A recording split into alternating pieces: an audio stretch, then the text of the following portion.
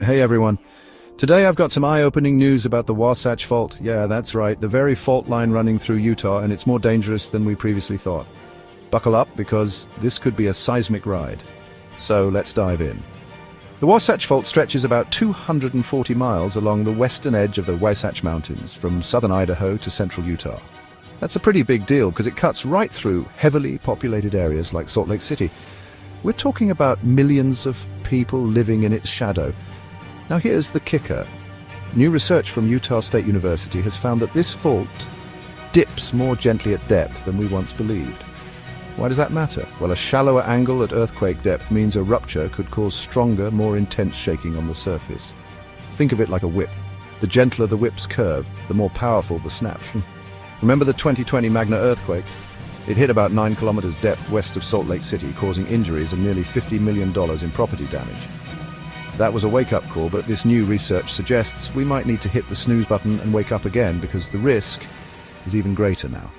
The brains behind this research include geophysicist Srisharan Sridharan, Associate Professor Alexis Alt, and doctoral student Jordan Jensen. Their findings, published in the journal Geology, reveal that the fault rocks themselves are much weaker than the surrounding rock.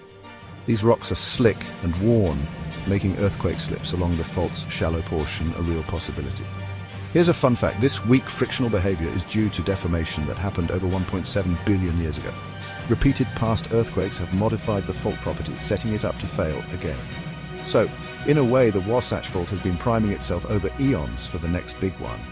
Normal faults like the Wasatch usually have a dip angle between 45–90 degrees at the surface. But here's the twist. While the Wasatch Fault plunges steeply at the surface around Salt Lake City, it curves more gently at depth.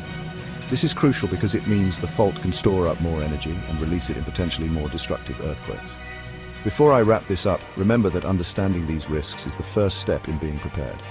Make sure you're aware of earthquake safety measures and have a plan. That's it for today's Seismic Scoop. If you found this video helpful, hit that like button, share it with your friends, and don't forget to subscribe for more engaging content.